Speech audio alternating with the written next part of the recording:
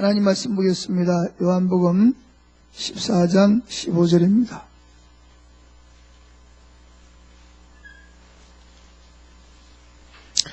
요한복음 14장 15절.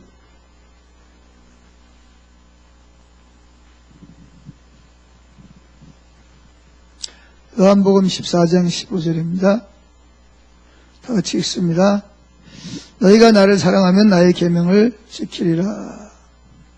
다시 한번 읽습니다. 너희가 나를 사랑하면 나의 계명을 지키리라. 그 다음에 요한복음 15장 9절부터 11절까지 읽습니다.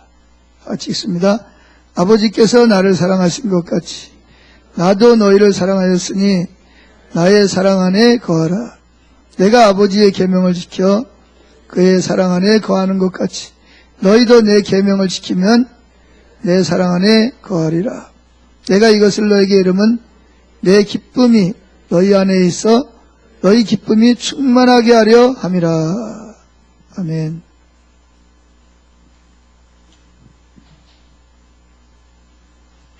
자, 지난주에 말씀을 한번 배운 내용을 한번 좀 되새겨보면 좋겠는데요.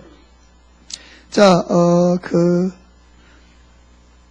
우리가 이제 서로 사랑하는 것이 있는데, 그 사랑에는 5가지 사랑이 있다. 그런 말씀을 드렸죠. 그죠?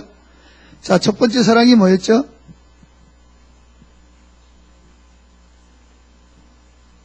첫 번째 사랑이 뭐였어요?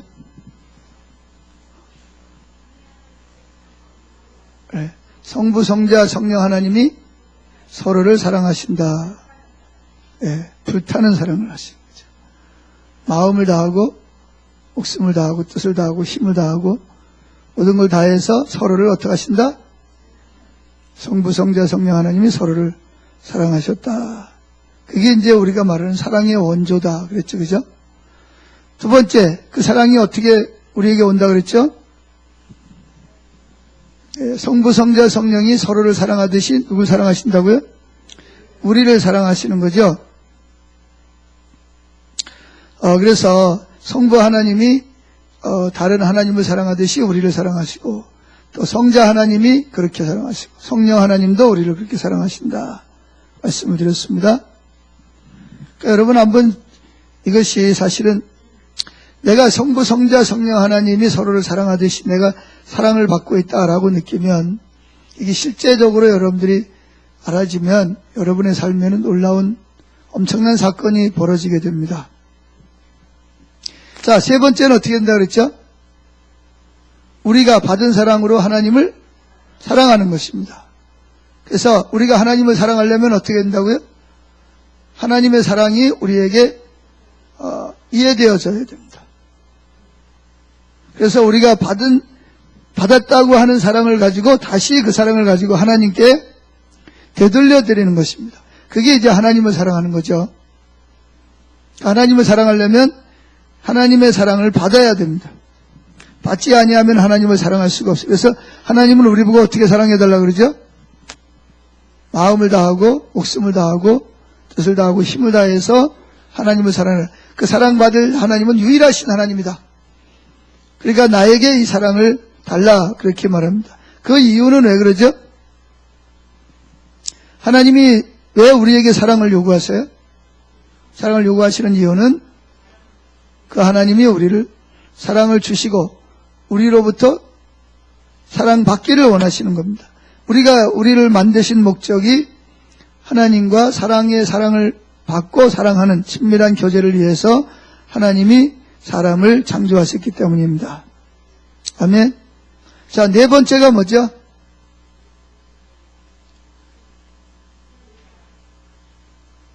우리 자신이 누굴 사랑해요? 나 자신을 사랑하는 거죠. 왜 나 자신을 사랑해야 된다 그랬죠?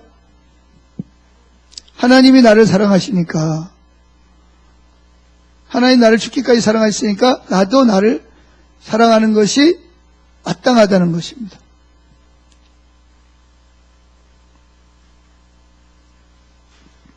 그래서 성경은 두 가지를 말하죠. 내가 나를 사랑해야 될 것과 나를 미워해야 될 것을 두 가지로 나눠집니다. 내가 나를 사랑해야 되는 것은 주님 안에 있는 나는 사랑해야 되고 주님 밖에 있는 나는 뭐예요? 목숨까지도 미워해야 된다. 여기서 미워해야 되는 나는 어떤 모습이에요? 그 사랑을 벗어나 있는 나를. 하나님의 사랑 안에 거하지 아니하는 다른 나는 뭐예요? 미워하되 반대로 그리스도 안에 있는 나는 내가 연약할지라도 나를 뭐예요? 있는 그대로 하나님이 나를 사랑하듯이 나도 나를 사랑해야 된다 그랬습니다. 자, 그다음 이제 마지막 다섯 번째가 그 사랑이 흘러서 어디로 가죠? 이웃 사랑에게로 가는 겁니다. 이웃 사랑에게로. 아멘. 가장 가까운 이웃이 누구예요? 예, 아내는 남편, 남편은 아내가 되는 거예요. 어떻게 집에 가셔서 사랑한다고 고백들 하고 오셨나요? 예? 하고 오셨죠? 예, 목사님들은 아무도 대답을 안 하시는 것 같아요. 목사님들만 안 하신 것 같아요. 사모님들하고. 김영세 목사님 하셨어요? 그래요. 잘하셨습니다. 사모님 하셨죠?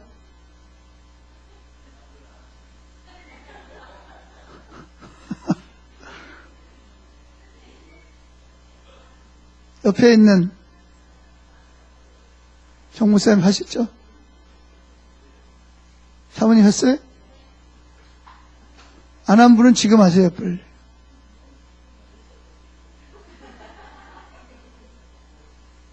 뽀뽀했어요?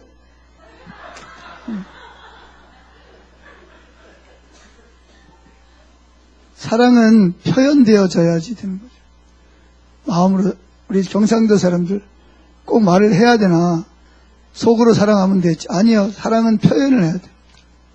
표현해야 돼. 사랑이 상대방에게 뭐예요? 전달이 되는 거예요. 아무리 혼자 사랑해도 상대방에게 전달이 안 되면 그거는 뭐예요? 사랑이 아니에요. 그거는. 사랑을 해야 됩니다.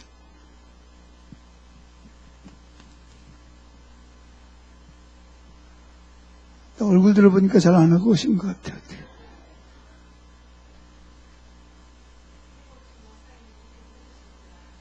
예.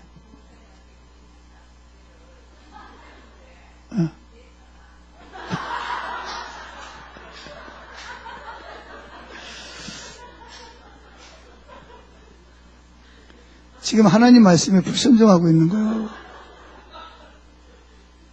아니, 내 말에 불순종하는 게 아니고 하나님 말씀에 불순종하는 거예요. 왜 그러냐? 성경에 보면 예수님 뭐라 그랬어요? 저 사도 바울이 그리스도께서 교회를 위하여 자신을 내주신 같이 십자가에 죽으신 같이 뭐해라?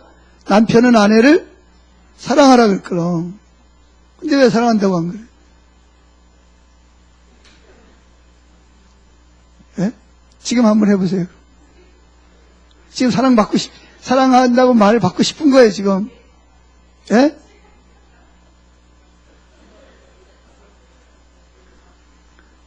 자, 남편은 아내를 어떻게 사랑해야 된다? 주님께서 자기 몸을 십자가에 내어 달리신 같이, 주신 같이 아내를 뭐해라? 사랑하라. 이게 명령입니다, 명령형. 그렇죠? 그 다음에 아내는 어떻게 해요? 교회가 그리스도께 복종하듯이 뭐예요? 존경하고 복종해야 되는 거예요. 누가 더 손해보는 거죠? 그래서 안 하는 사람이 손해보는 거지. 자, 그럼 한번 순종을 한번 해야 되니까. 오늘 순종에 대해서 이야기할 거니까. 자, 누구야? 여기 누가 나이가 제일 많은 거예요? 이용 목사님이 많은 거예요. 이용 목사님이. 거기는 했다니까. 집에서 했다니까.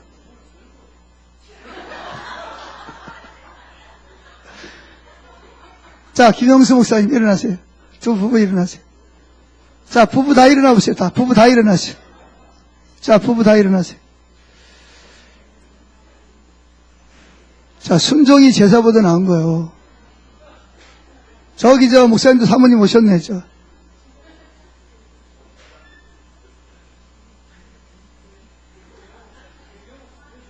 김명호 목사님 어디 갔어요?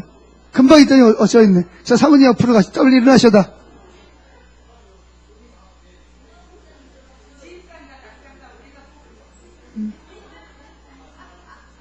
목사들이 돈을 벌어야지. 근데 여기 왜 사모님 왜 거기가 있어요? 빨리 잠깐 오세요. 자, 일어나세요. 자, 일어나서 먼저 남자가 먼저 여자를 뭐예요? 사랑한다고 한번 안에 뽀뽀는 여기서 하기 어려우니까 이렇게 당신을 사랑합니다. 이렇게 한번 이렇게 아니면 좀 무드 있게 여보 당신 내가 사랑하는 거 알지? 이렇게 한번 안아주세요. 자, 시작.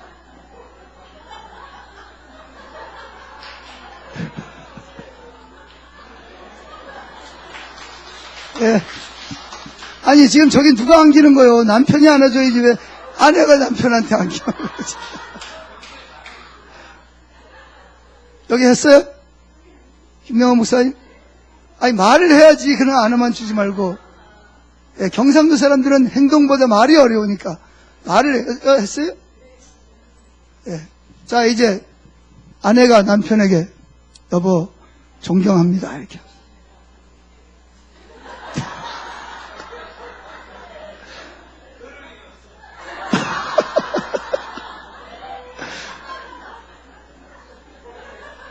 아니, 여무새의 고개를 왜 돌려? 아니, 자, 저를 봐보세요. 자, 저를 보세요. 눈을 서로 마주 보시고. 자, 눈을 마주 보고. 해보세요. 자, 아내가 남편에게. 자, 그렇지, 저 젊은 사람이 잘하네. 이영 목사님 사모님 눈을 보라니까. 뭐, 죄졌어요? 아, 빨리 해, 빨리. 왜 자꾸 눈을 자꾸, 이영 목사님이 뭐 좀 이상한 건데. 이상하게 눈을 못 맞추네. 한 사람씩, 자, 그럼 두 분 했고, 자, 누구야, 김동환 목사님, 빨리 사모님을 하시오.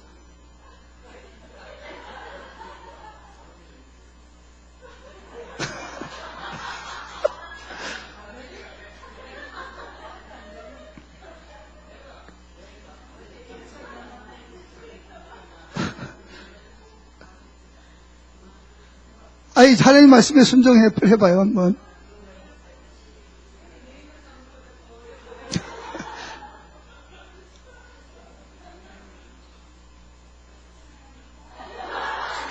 뭐라 그런 거예요?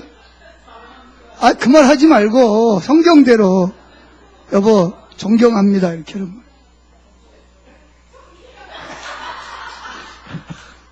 자, 좋아요, 오늘 앉고. 다음, 두 분 빨리 일어나 보시오. 그 목사님. 얼른 사모님이 얼른 하셔야지. 자, 얼른. 자, 눈을 서로 마주 보시고.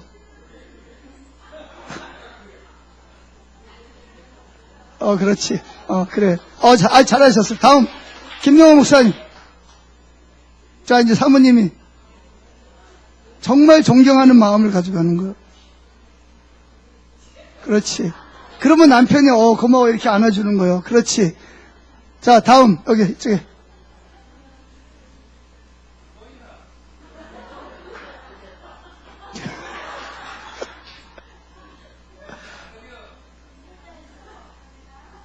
그래, 잘했어. 자, 마지막에, 저쪽에. 자, 이제, 사모님이, 목사님에게,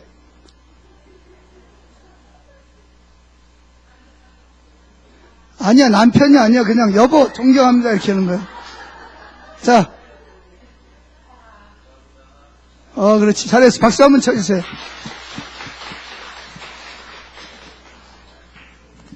자, 이제 한 번 시작했으니까 계속 앞으로, 서로 사랑합니다. 존경합니다. 그렇게 하실 수 있기를 바랍니다. 아멘. 그게 뭐예요? 이웃사랑이요. 이웃사랑은 무슨 증거라고요? 하나님을 사랑하는 증거가 이웃사랑으로 뭐한다? 열매로 나타나는 것이다. 우리가 하나님 사랑하는 눈에 안 보이잖아. 그죠? 내가 나를 사랑할 때 눈에 잘 안 보여. 근데 뭘로 나타나냐? 제일 먼저 부부지간에 서로 사랑하는 것으로 나타나고, 그리고 또 뭐예요? 그것이 겨우와 겨우끼리 서로 사랑하는 것으로 나타나는 것입니다. 아멘. 자, 오늘은 순종에 대해서 좀 살펴보려고 하는데, 자, 순종은 몇 가지 순종이 있을까요? 자, 그래서 여러분들 앞에 사무엘 선지자가 사울 왕에게 이런 말을 했습니다. 순종이 뭐보다 낫다? 제사보다 낫다. 그 말은 뭐예요? 제사를 아무리 많이 지내도 뭐가 없으면, 참다운 순종이 없으면 그건 별로 의미가 없다. 그러니까 제사가 중요하지만 제사보다 더 중요한 게 뭐다? 순종이라는 것입니다. 예수님이 말씀하신 내용도 있죠. 우리가 하나님 앞에 예물을 드리다가 형제에게 원망 들을 만한 일이 생각나거든 어떻게 해라? 예물을 제단 앞에 두고 가서 뭐하고 와서? 먼저 화해하고 와서 예물을 드려라. 뭐가 더 중요하다는 거예요? 예물 드리는 것도 중요하지만 그보다 서로가 화해하는 것이 그러니까 두 가지 다 중요하지만 그만큼 우리가 이웃을 존중하고 사랑하는 것이 뭐하다? 중요함을 말씀해주고 있는 것입니다. 자, 그래서 이제 여기 보면 순종에는 여러 가지 순종이 있어요. 순종에는 여러 가지 순종이 있는데 어떤 순종이 있을까? 사명감 또는 의무감 때문에 하는 순종이 있습니다. 그렇죠? 이것도 성경적이에요? 비성경적이에요? 성경적입니다. 하기 싫어도 뭐예요? 의무감 때문에 또는 사명을 맡았기 때문에 어쩔 수 없이 순종해야 될 때가 있어요? 없어요? 있죠. 그것도 성경적입니다. 또 어떤 순종이 있죠? 두려움에 기초한 순종이 있습니다. 혹은 수치감에 기초한 순종. 내가 순종하지 않으면 혹시 하나님이 내가 원하는 것을 복을 주시지 않으면 어떡할까 하는 두려움 때문에 하는 순종, 아니면 내가 순종하지 않으면 뭐 할까봐? 징계를 받을까봐, 아니면 또 뭐 여러 가지 사업이 망하거나 애들이 뭐 아프거나 또 뭐 여러 가지 또 어려운 일을 겪을까봐 해서 순종하는. 그래서 죄를 짓고 싶은데 내가 혹시 죄 짓다가 들통나면 수치심을 감당하기 어려우니까 그래서 죄를 짓지 않는 그런 경우도 있어요. 이것도 성경적입니다. 그러나 이것은 오랜 시간 동안 일관성 있게 죄의 즐거움을 거절하는 데 있어서 우리에게 그 동기를 부여하는 것은 충분하지 않다, 그런 얘기입니다. 그럼 어떤 순종이 있을까요? 사랑의 감정에 기초한 순종이 있습니다. 무슨 순종? 사랑의 감정에 기초한 순종. 즉 예수님의 사랑을 느끼고 예수님이 나를 기뻐하시고 나를 즐거워하시는 것 때문에 내가 주님을 사랑하는 거예요. 그래서 그 사랑하는 감정 안에서 하는 그런 그 만족함으로 인해 순종하는 동기가 있어요. 사랑의 감정에 기초한 순종이란 그것은 예수님의 사랑을 경험하는 데서 흘러나오는 순종입니다. 예수님의 사랑을 느끼고 예수님을 사랑하는 가운데서 흘러나오는 순종이 있어요. 그래서 우리는 예수님이 우리를 향해 사랑하는 감정을 가지고 계심을 먼저 이해하는 게 중요합니다. 그래서 주님이 나를 얼마나 사랑하시고 나를 위해서 얼마나 자기 자신의 목숨도 아끼지 아니하시고 주실 만큼, 특별히 내가 연약해서 넘어지고 쓰러지고 실패할 때도 여전히 나를 뭐 하신다? 사랑하시는. 이제 이렇게 말하면 조금 오해할 분들이 있어요. 아니, 죄를 짓고 잘못하는 사람이 있으면 뭐 하게 만들어야 돼요? 겁나게 만들고, 또 죄를 지으면 뭐 한다? 혼난다. 그리고 뭐 한다? 죄의 대가를 받는다. 지옥 간다. 이런 겁나게 하고 수치심을 주어서 죄를 못 짓게 만들어야지. 그렇게 죄를 지어도 하나님이 사랑하신다 그러면 뭐 할 거다? 계속 수치심도 없이 죄를 지을 거 아니냐, 이렇게 이제 말하는 사람들이 있습니다. 그것도 성경적이긴 하지만 하나님의 전략적인 방법은 아니라는 걸 우리가 기억을 해야 되는데, 앞으로 이제 말씀을 드릴 겁니다. 그래서 사랑하는 감정에 기초한 순종을 하나님께서는 돌려받기를 원하시는 거예요. 그래서 왜냐하면 사랑에 기초한 감정을 가지고 순종할 때에만 일관성 있게 지속적으로 순종하는 그 순종이 강력하기 때문에 그렇습니다. 그래서 사랑병에 걸린 사람, 혹시 사랑병에 걸려본 적 있어요? 부부지간에 혹시 너무 사랑해가지고 사랑병에 걸렸던 분 계세요, 혹시? 상사병에 걸렸던 분 혹시 계신가요? 안 계세요? 자, 이 상사병, 사랑병에 걸린 사람은 사랑하는 사람을 위해서 모든 것을 감수하고 참아냅니다. 그렇죠?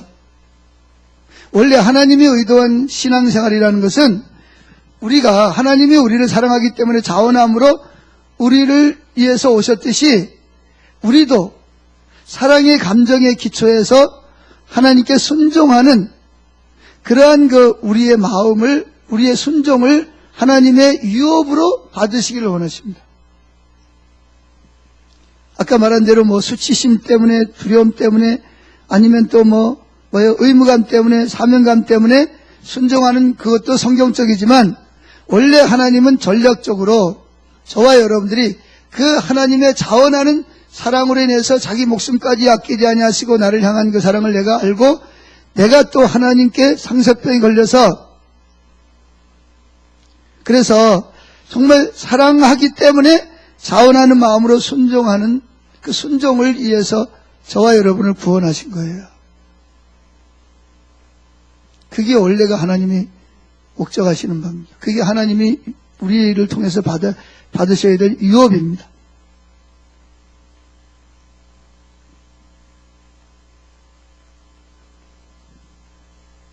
그래서 하나님의 사랑을 경험하는 것이야말로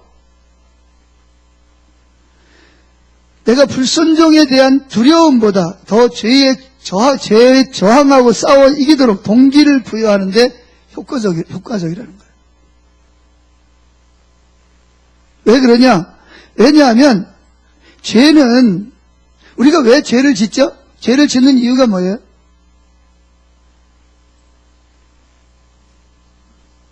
죄인 줄 모르고도 죄를 짓지만 알고 죄를 지을 때가 많잖아요. 왜 그래요? 예? 죄에는 즐거움이 있습니다. 죄에 즐거움이 없다면 절대로 여러분 죄를 안 짓습니다. 죄에는 즐거움이 있어요. 일시적으로 나를 기쁘게 하는 것이 있어요. 그렇죠? 그래서 왜 우리가 하나님의 사랑을 경험하고 그런 불순종에 대한 두려움보다 사랑의 감정에 근거한 순종이 더 효과적이고 더 능력이 많으냐 하면 죄가 주는 즉각적인 즐거움을 경험하려는 유혹이 여러분 우리가 죄는 반드시 우리에게 즐거움을 줍니다. 죄는 즐거움을 주는데 죄의 즉각적인 즐거움을 경험하려는 유혹을 이기려면 자 내가 이런 죄를 지으면 이러이러한 형벌이 따라온다는 것을 대부분 사람들이 압니다. 그 결과가 어떤지를 알아요. 그런데 왜 죄를 짓냐? 죄를 짓는 이유가 뭐냐면 뒤에 따라오는 처벌보다도 지금 당장 누리는 즐거움이 나를 더 뭐하기 때문에 더 강하게 유혹하기 때문에 그런 거예요.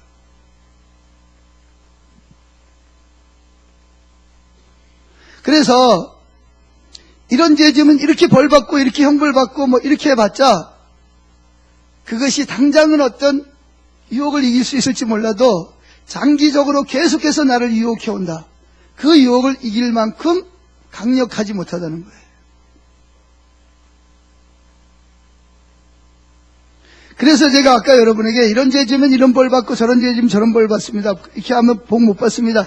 이렇게 말하는 것이 성경적이긴 하지만 덜 효과적이라는 거죠. 그럼 뭐가 더 효과적이냐? 더 효과적인 것은 사랑의 감정에 기초할 때 하나님의 사랑을 경험으로 알고 하나님을 사랑할 때만 비로소 즉각적인 즐거움을 주는 죄의 유혹을 이길 수 있다는 거예요.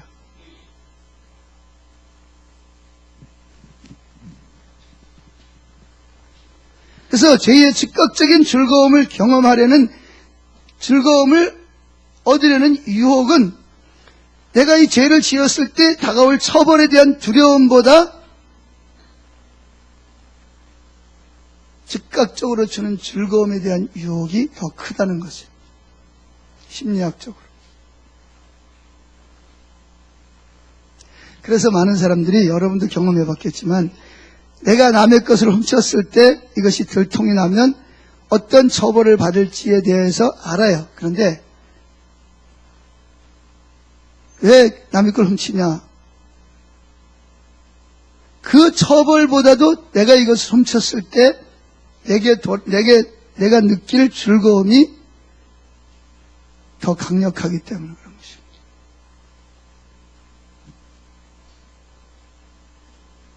다시 설명할까요? 죄가 주는 즉각적인 즐거움을 경험하려는 그 유혹은 죄를 졌을 때 처벌에 대한 두려움보다 더 강력하다는 사실입니다.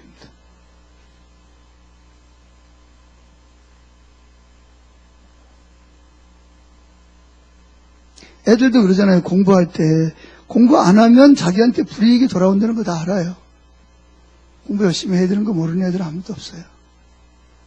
근데 왜 공부 안 하죠? 공부 안 하고 딴짓하는 즐거움이 나중에 내가 공부를 안 해가지고 받을 처벌보다 지금 당장 죄가 주는 즐거움이 더 크기 때문에 그런 거예요. 그걸 이길 힘이 없는 거예요.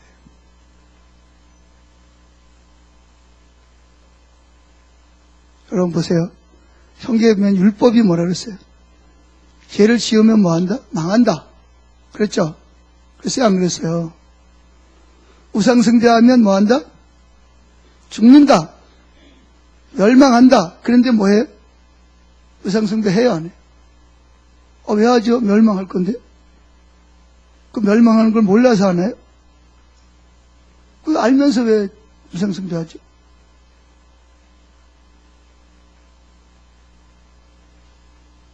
그 이유는요, 너 이거 하면 너 죽어. 형무소에 가가지고 몇 년 썩어야 돼. 자기 형무소에 들어가 썩을 거 알아요. 알면서도 뭐해? 죄를 짓는 거예요. 왜 형무소에 들어갈 걸 알면서도 죄를 짓죠? 형무소에 너 들어가서 고생해야 돼. 그 말보다, 그 형벌보다 지금 당장 내가 죄를 통해서 죄의 즐거움이 주는 유혹이 더 크기 때문에 그걸 절대로 이기지 못합니다.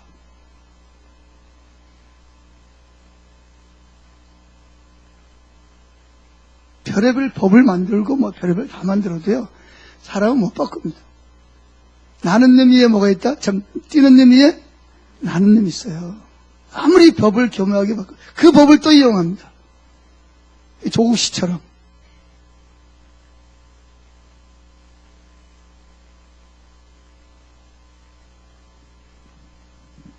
저는 개인적으로 조국을 비판하거나 그러려고 그러는 게 아니고. 그런데 사람들은 자꾸 이게 속아요. 목회자들도 그렇고. 내가 막 교인들한테 막 협박을 하고 이러면 하나님 말씀에 의해서 망한다, 저주받는다, 그러면 교인들이 변화될 줄 알죠? 그래가지고 변화된 사람들 보셨나요? 저는 40년 가까이 목회를 해도 그래가지고 변화되는 거 못 봤어요. 그래서 제가 고민한 게 뭐냐면, 왜 안 변할까? 왜 안 될까? 그렇게 협박하고 그런데 왜 사람들이 왜 안 될까? 목사님께 당연히 고민할 거 아니겠어요? 저 자신도 왜 안 될까? 근데 그게 성경적이긴 하지만 하나님이 계획하신 전략적인 하나님의 의도는 아니라는 사실을 깨닫게 됩니다. 하나님을 추구하고 성경을 연구하면서.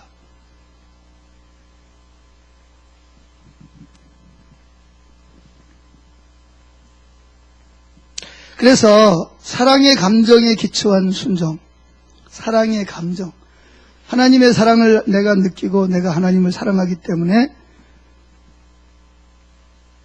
여기 순종이라는 말은 죄의 유혹이 옵니다. 내가 이 죄를 지으면 일시적으로 즐거움이 와요.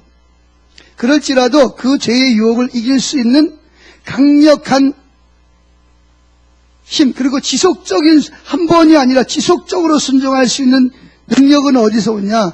결국은 사랑하는 감정 때문에 순종할 때 비로소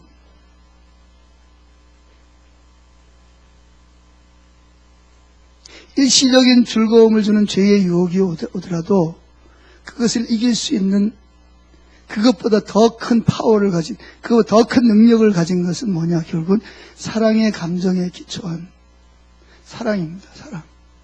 사랑하는 감정이 있을 때에만 그 죄의 유혹을 이길 수가 있어요.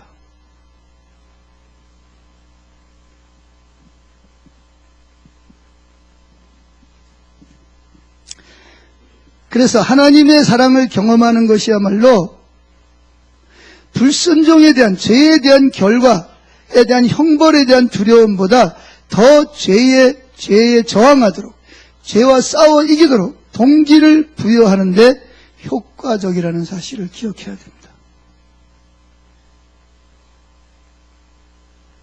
그러니까 죄에 대한 결과, 너 이러이런 죄지면 이렇게 형벌 받을 거야 라고 하는 그런 두려움은, 협박은 죄를 향하는 우리의 마음의 경향성을 극복할 수가 없다는 거예요.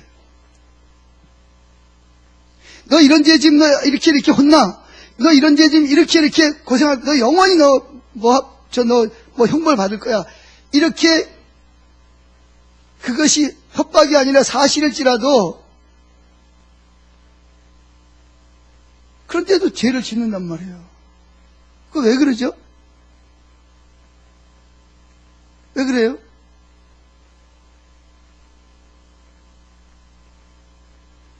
왜 그러는 거예요? 그 이유는 죄가 주는 즉각적인 즐거움을 경험하는 그 즐거움이 나중에 가서 혼나고 야단 맞는 것보다 더 유혹이 크다는 거예요. 그걸 이길 수 있는 그 능력이, 너 혼나, 너 이거 가지고 너 이렇게 형벌받아, 이거 가지고는 이 즉각적으로 주는 즐거움을 대항해서 싸워 이길 수 있는 능력이 되지 못한다는 거예요. 하나님은 처음부터 그걸 알고 계셨어요.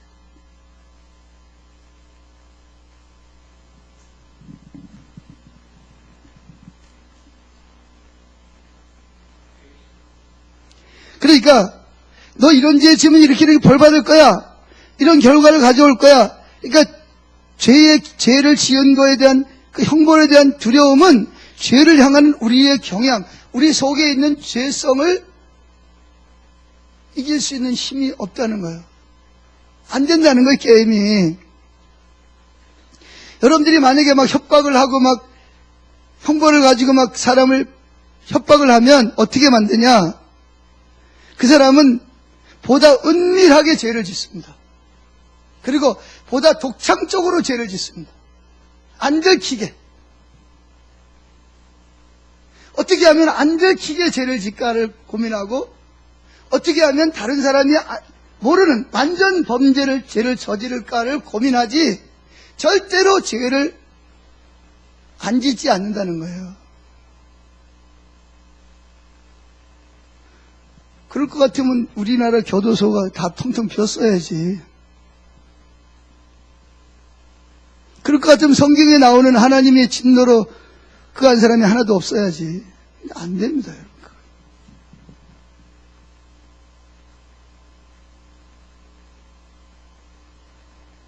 제가 지금 오늘 지금 하는 설교가 굉장히 좀 철학적이고 심리학적인 내용이 좀 있어요. 이건 정확하게 성경적이고 하나님의 마음에서 근거한 것입니다. 안 됩니다, 여러분. 저도 그래봤고 여러분 여기 있는 분 다 그래봤어요. 그러니까 너 이렇게 죄지면 너 이러이러한 벌을 받을 거야? 너 이러이러한 결과를 가져올 거야? 협박하고, 협박이 아니죠. 사실이죠. 그죠? 이렇게 하면 너 이런 형벌을 받을 거야? 이렇게 말을 해도 사람들은 그 협박을 통해서 죄를 이기지 못한다는 거예요. 네, 당장 죄가 주는 즐거움이 더 큰데. 그리고 그 형벌은 그때가 봐야, 실제로 받을지 안 받을지 그건 그때가 봐야 아는 거고. 당장 내가 죄가 주는 즐거움이 나를 더 즐겁게 하고 행복하게 하는데 내가 죄를 이길 수 있겠어요? 못 이깁니다. 근데 사람들은 자꾸 이 방법을 사용해. 학교에서도 그러고 교회에서도 그러고 교인들한테 그런 말을 하면 교인들이 그런 죄 안 지을 거라고 생각합니다. 참 순진한. 나도 그런 걸 못하면서 다른 사람은 이길 거라고 생각하는 거죠. 스스로 속는 겁니다. 우리가 그렇게 법을 만들고 형벌을 더하다 보니까 무슨 결과를 가져왔냐? 은밀하게 죄를 짓는 거야. 그리고 독창적으로 다른 사람이 그러니까 완전 범죄를 저지르는 거예요. 아무리 법을 지능적으로 만들어도 뛰는 놈 위에 나는 놈이 있는 거예요.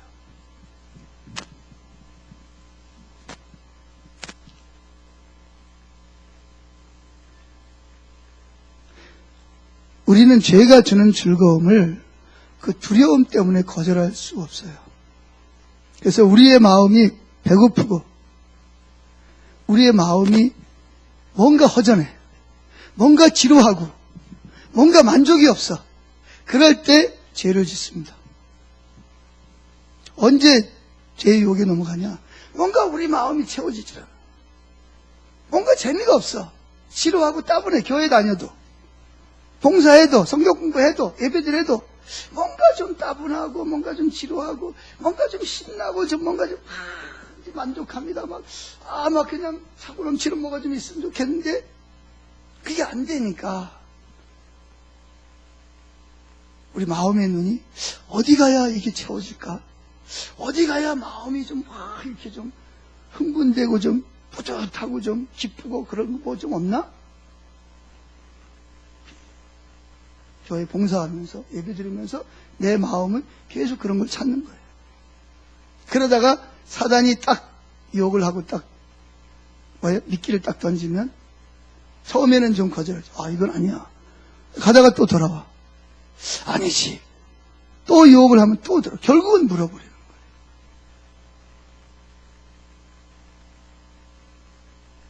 왜 그러죠? 내가 이거 물으면 이거 낚싯밥 물으면 이거 죽는다는 거 알아요. 이게 왜 무는 거예요? 그게 우리의 성향입니다. 하나님은 그걸 너무나 잘 알고 있습니다.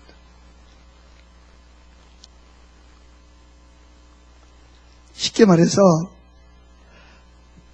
하나님으로 만족하지 못할 때 우리는 죄의 유혹을 거절할 능력이 없습니다. 하나님으로 만족하지 못할 때, 즉 하나님의 내가 충분히 사랑받고 있다고 느끼지 못할 때, 사람은 우리를 충분히 사랑할 수가 없어요. 남편도 아내도 나를 충분히 사랑해 줄 수 없어요. 내 속사람까지 다 시원하게 해줄 수 없어요. 아무리 돈을 많이 벌어다 주고 아무리 내가 너를 이해해 준다 그래도 다 이해 못합니다. 더군다나 남자와 여자는 근본적으로 이게 다릅니다. 여자는 감성적이고 남자는 뭐예요? 뭔가 이성적이에요. 서로 다르게 만들어졌어요.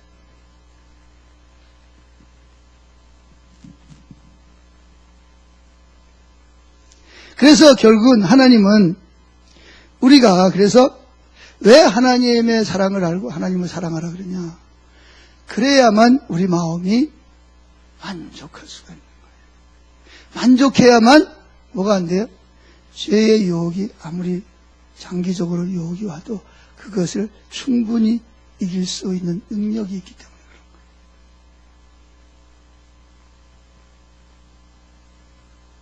우린 성경에 이제 거룩함에 대한 우리의 싸움은 하나님 안에서 내가 얼마나 만족한 삶을 사느냐, 만족한 삶을 못 사느냐에 따라서 내가 거룩해진 삶을 살 수도 있고 그렇지 못한 삶을 살 수도 있는 거예요.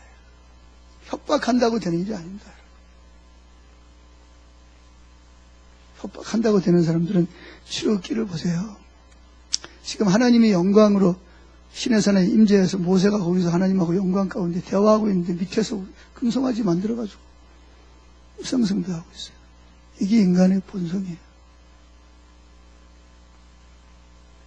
하나님이 협박을 안 했나요? 죄의 결과를 말하지 않았나요? 다 말했어요. 근데 안 돼요.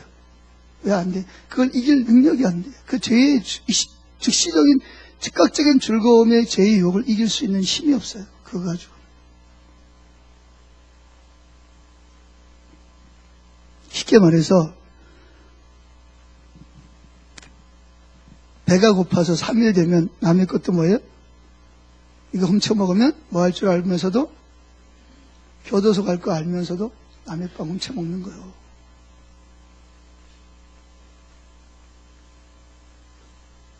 교도소 갈 거 알아요. 근데 당장의 배고픔을 뭐 할 수 없어요? 이길 수가 없어요. 이게 우리의 본성이에요. 그래서 하나님은 뭐라 그러냐? 내가 너희를 이렇게 사랑한다. 내가 너를 얼마나 사랑하는지 좀 알아라. 내 자비는 뭐다? 끝이 없다. 나는 너희들이 언제 어느 때 넘어질 것을 다 알고 있다. 어떤 죄를 질 것을 알고 있다. 그럼에도 불구하고 나는 여전히 너를 사랑하고 너희들을 기뻐한다. 내 말을 제발 좀 믿어라. 좀 받아들여라. 이렇게 말하고 있어요. 그래서 너희들이 내 사랑으로 만족해야만 어떤 죄의 유혹이 장기적으로 올 때도 나로 인해서 만족함 때문에 너희들의 그 죄의 유혹을 충분히 싸워서 이길 수 있다. 그러지 못하면 너희들이 나를 위해서 별의별 짓을 다 하고 해도 죄의 유혹이 오고 또 오면 결국 너희들은 낚싯바늘 걸리게 돼 있다.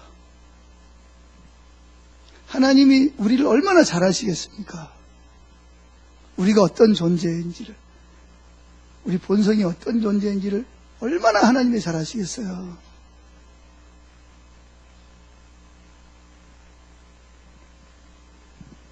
그래서 구약은 주로 협박입니다.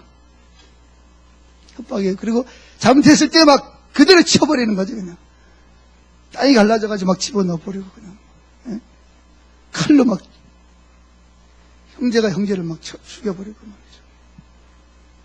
가나안 땅에 들어가가지고 막 그냥 전쟁에서 그냥 막 몇천 명씩 몇만 명씩 막 그냥 젊은이들이 막 죽어 자빠지고 말이죠. 근데 사람들이 변합니까? 안 변합니까? 안 변합니다. 두려움 때문에 잘못했어요. 용서해 주세요. 그랬다가 그 두려움이 협박이 사라지면 또다시 언제겠냐는 식으로 바로 넘어가 버리는, 이게 인간입니다. 성경에서 지겹도록 너무나 많이 이야기를 하고 있습니다. 이사야가 너를 지금 안 돌아서면 이렇게 될 거다. 이렇게 될 거다. 심지어 에레미야가 얼마 안 있으면 이런 형벌이 온다. 돌아와요? 안 돌아와요? 안 돌아와. 결국은 바벨론에 70년 포로로 잡혀. 그럼 하나님을 어떻게 그들이 돌아옵니까?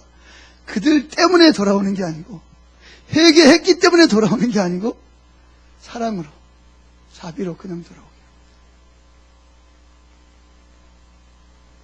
잘 기억하세요. 여러분들이 구원받을 수 있는 것은 여러분 때문에 요만큼도 여러분의 의의가 없어요.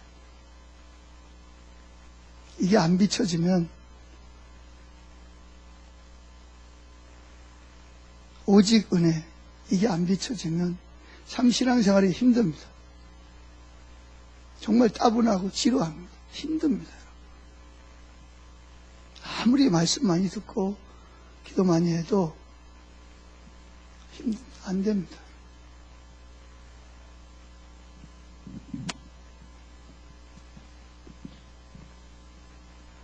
왜? 그만큼 즉각적인 죄의 즐거움은 강력하기 때문에 그렇습니다. 자, 예를 들어서 설명하겠습니다. 어떤 부모도 없는 어떤 소년이 쓰레기통을 뒤지면서 먹고, 그리고 집은 양철대기 같은 거 이렇게 하고 파지 같은 거 갖다 놓고 깔고 거기서 이제 비를 피하고 눈을 피하고 거기서 잡니다. 큰 회사에 이제 그 회장님이 맨날 지나가다가 그 형제를 보는, 그 소년을 보는 너무 불쌍해가지고 비서를 시켜서 바닷가에 있는 고급 호텔에 한 달 동안 휴가를 즐길 수 있는 모든 음식과 수영장과 모든 걸 다 사용할 수 있는 티켓을 비서를 통해서 전달해 줍니다. 우리 회장님이 너를 위해서 이렇게 편안하게 1급 호텔에, 특급 호텔에서 네가 한 달 동안 푹 쉬고 네 마음껏 할 수 있는 그걸 나한테 줬어. 이 소녀는 티켓을 들고 그날 밤에 집에 와서 뭐하냐, 위에 박스를 꺼내가지고 거기다가 뭐예요? 툭 집어 던져놓고 박스를 탁 올려놓습니다. 그리고 또 나가서 뭐합니까? 또 쓰레기통을 뒤집니다.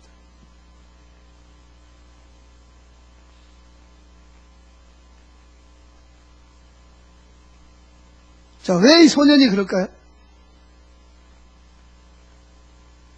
이렇게 자비를 베풀었는데 이 소년은 왜 그 티켓을 들고 왜 그 호텔로 안 가고 그걸 왜 박스 안에다가 집어넣고 또 나가서 쓰레기통을 뒤질까요? 이유가 뭘까요?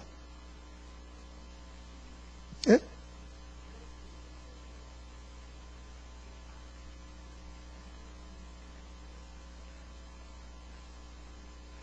하나는 맞았고 하나는 틀렸고.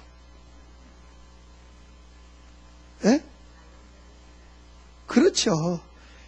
이 소년은 한 번도 그런 데 들어가 본 적도 없고 하얀 시티에서 자본 적도 없고 자는 걸 본 적도 없고 경험해 본 적이 없어요. 그러니까 이거는 뭐예요? 누가 어떤 분이 준 좋은 거라니까 그냥 뭐예요? 박스 안에다 집어넣고 그냥 이게 뭔지를 몰라. 왜 한 번도 경험해 본 적이 없길래.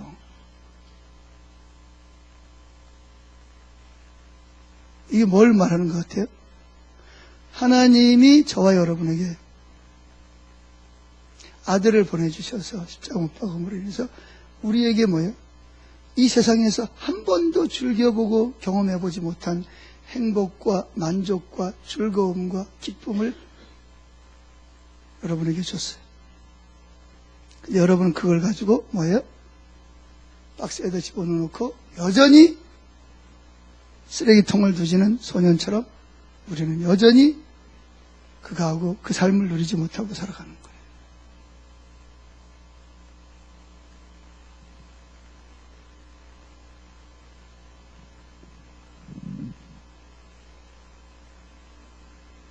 그러니까 우리는 여전히 뭐하냐?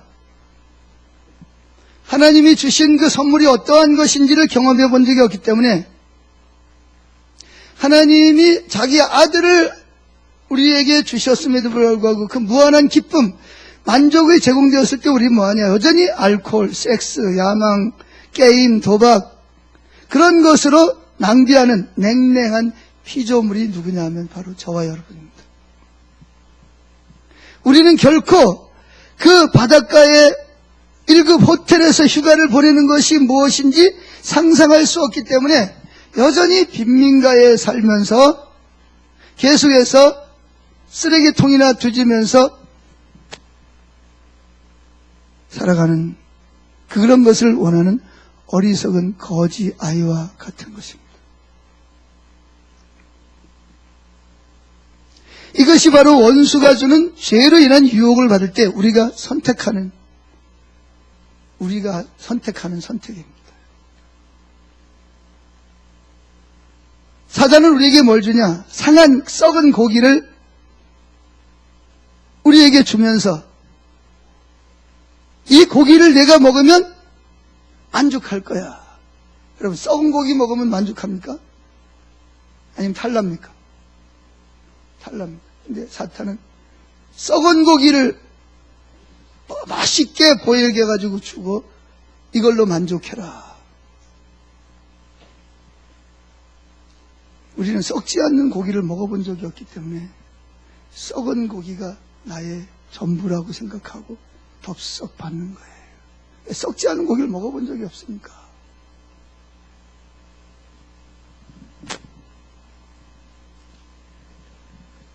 그러니까 결국 썩은 고기가 나를 만족시킬 거라고 생각을 하는 거예요. 그러니까 하나님의 즐거움은 우리를 위한 그 잔치, 연회, 만찬,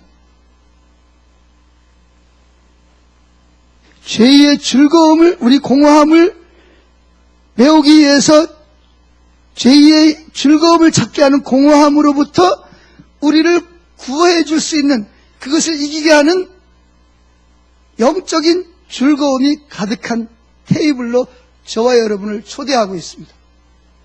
근데 우리는 그 초대에 응하기보다는 썩은 고기를 나를 만족시켜 줄 것으로 생각을 하고 먹어도 만족이 없어요. 죄는 짓고 지어도 만족하지 않아요.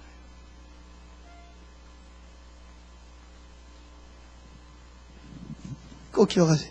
죄는 아무리 지어도 만족하지 않는다는 거.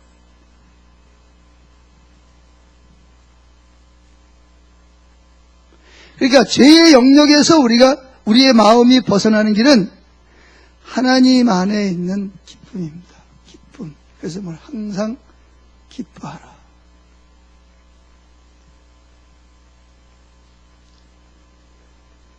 사랑의 예수님을 만나는 것은 죄가 우리에게 줄 수 있는 그 어떤 것도 초월하는 최상의 즐거움을 주는 겁니다. 그래서 여기 아까 요한복음 15장에서 뭐라 그랬어요? 11절, 내가 이것을 너에게 이르면 내 기쁨이 너희 안에 있어 너희 기쁨을 충만하게 하려면. 죄를 지으면 죄가 주는 기쁨이 있다니까요. 근데 그것은 우리를 만족해 할 수 없어요. 그러나 주님 안에 있는 기쁨은 우리를 뭐하게 만들어요? 만족하게 만들어요. 더 이상 죄의 유혹이 와도 거기에 눈길을 줄 필요가 없을 만큼 주님이 주시는 만찬은, 주님이 주시는 기쁨은, 만족은 비교할 수 없을 만큼 우리를 즐겁게 하고 기쁘게 하는 거예요. 아멘. 그래서 저와 여러분들에게 예수님을 통해서 그 티켓을 우리에게 주신 거예요. 그런데 안타깝게도 오늘날 교회가 그 티켓이 무엇인지를 잘 정확하게 잘 소개시켜 주지 못하고 있어요. 왜? 본인이 그걸 경험을 잘 못하게, 한계가 있기 때문에.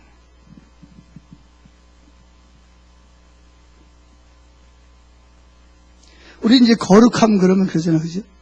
종종 죄의 결과로부터 오는 경고. 너 이런 죄를 지으면 이런 벌 받아, 이런 심판을 받아. 그런 위협의 끝없는 목록으로 열거되어 있습니다. 이런 죄를 지으면 이런 벌을 받고, 이런 죄를 지으면 이런 심판을 받고, 이게 그런 목록이 쫙 이렇게 열거되어 있어. 그렇죠? 구약 성경에 보면 그렇죠? 그래야 안 그래요? 잘 모르시나요? 그런데 하나님의 이 말씀은 의도적이고 죄악된 반역의 결과, 하나님을 거부하고 스스로 하나님이 되려는 것에 대해서 그렇게 되면 너희는 정령 죽을 거야, 이렇게 협박을 합니다. 실제 어떻게 됐어요? 예, 그래서 성경은 뭐라 그러냐? 하지 말라는 금지 조항과 하라는 뭐예요? 말씀으로 가득 찹니다. 그러나 이러한 법과 규칙은 하나님께서 인간의 마음을 초자연적으로 변화시키기 위해서 만드신 최상의 방법이 아니라는 거예요.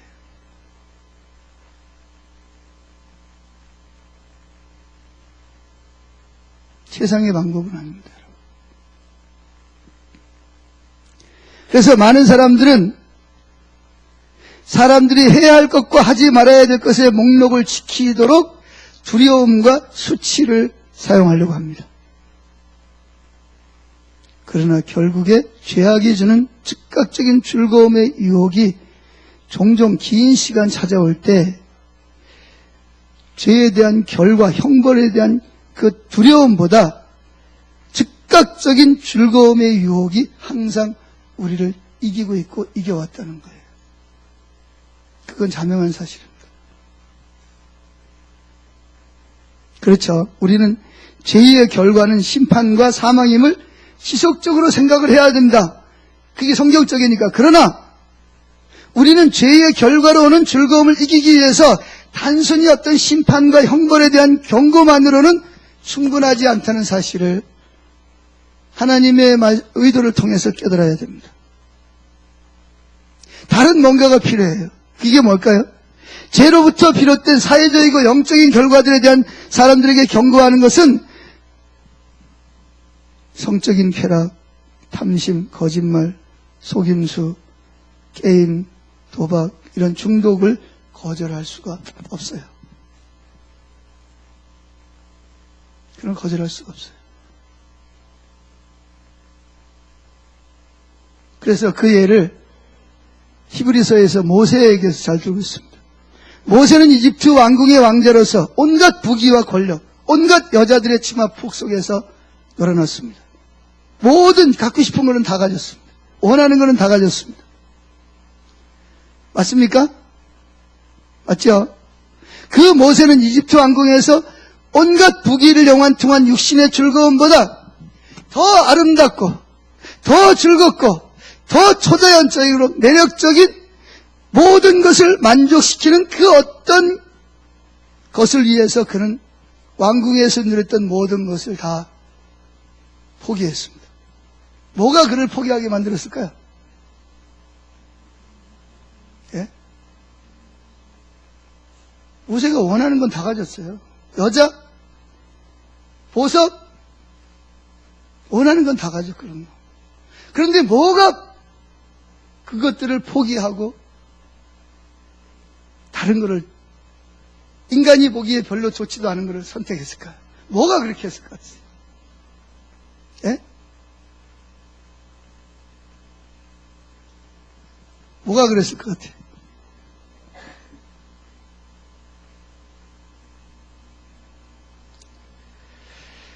여러분이 그 모세와 같이 거룩함의 즐거움에 뛰어든다면, 즉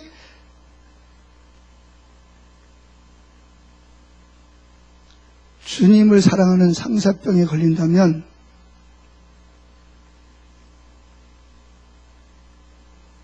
누구처럼? 모세와 같이 여러분도 즉각적인 즐거움의 유혹이 얼마나 크든지 그런 것들을 기꺼이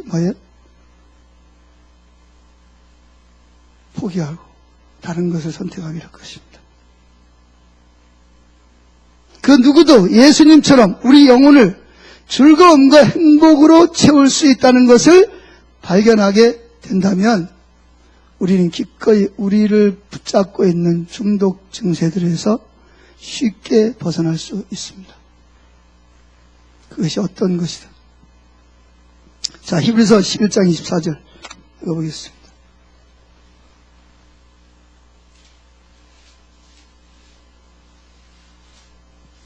히브리서 11장 24절 시작. 믿음으로 모세는 장성하여 바로의 공주의 아들이라 칭함받기를 거절하고. 자, 보세요. 여기 믿음으로라고 뭐냐? 믿음으로라는 것은 막연한 믿음이 아니라 누구를 경험한 거예요? 하나님의 사랑을 경험한 거예요. 그걸 여기서는 믿음이라고 말해요. 믿음으로. 여기서 말하는 믿음은 추상적인 믿음이 아니에요. 그래서 11장에서 말하는 믿음은 아브라함이 인격과 인격적으로 만나서 그분의 사랑이 얼마나 깊이와 넓이와 높이와 길이가 길었던지 하나님께서 말씀하시니까 즉각적으로 어디로 가야 될지도 모르고 보따리를 싸들고 나아가는 그 삶의 변화를 주는 실제적인 사랑을 여기서는 믿음이라고 표현하고 있습니다. 자, 믿음으로 모세는 장성하여 바로의 공주의 아들이라 칭함받기를 거절했습니다. 뭐가 모세로 말미암아 이런 것들을 거절하게 만들었을까요? 예? 뭐가 여러분들로 말미암아 여러분을 즉각적인 즐거움을 거절하게 만들 수 있는 힘이 된다고 생각하세요? 뭐가? 협박? 심판? 모세는 그것을 포기하는 순간 자기의 생명도 잃을 수 있다고 생각하는 걸 모세는 알았을까요? 몰랐을까요? 알았습니다. 근데 어떻게 자기 목숨까지도 내놓고 그걸 포기할 수 있었을까요? 그게 뭔데 도대체? 그게 얼마나 좋은 건데, 예? 바로의 왕조의 공주의 아들이라면 이어서 왕족으로서 바로가 될 수 있는데, 그걸 포기할 수 있게 만들었던, 그리고 자기 목숨까지도 위태롭게 만들었던 그걸 포기할 수 있었던 도대체 그 강력한 그 힘이 뭘까 도대체.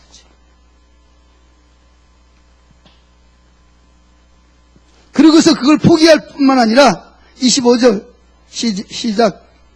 도리어 하나님의 백성과 함께 고난받기를, 그러면서 뭐라 그러죠? 잠시 죄악의 낙을 누리는 것보다 더 좋아하고 26절 그리스도를 위하여 받는 수모를 애굽의 모든 보화보다 더 큰 재물로 여겼으니 이는 상 주심을 바라보며. 여기서 말하는 모세가 바라는 상은 뭐예요? 누구예요?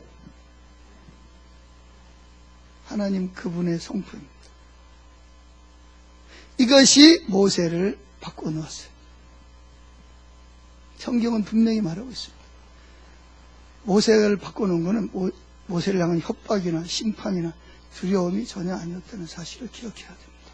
근데 우리는 그거는 내버려 두고 지금까지 실패한 방법을 계속 사용해요. 당신 주일날 교회 안 나오면 사고 날지도 몰라. 11조 안 하면 사업 망할지도 몰라. 당신 자식이 이번 대학에 떨어질지도 몰라. 말은 안 하지만 이런 은근히 그런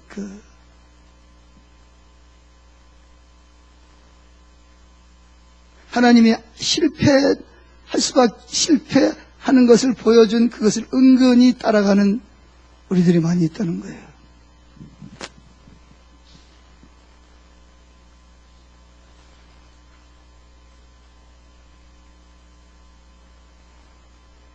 모세가 얼마나 똑똑했을 것 같으세요? 모세가 얼마나 머리가 좋았을 것 같아요? 그런 그가 그걸 다 포기했어요. 다 포기하고 자기 목숨을 잃을 수도 있고 오히려 그리스도와 함께 고난받는 것을 더 즐거워했다. 이게 뭔 소리죠? 이 미친놈 아니에요 이거? 이 정신병자 아니에요 이거? 아니 그렇지 않고서야 어떻게 이런 일을. 근데 성경에 보면 이런 순 미친놈들로 가득하고 정신병자들로 가득해.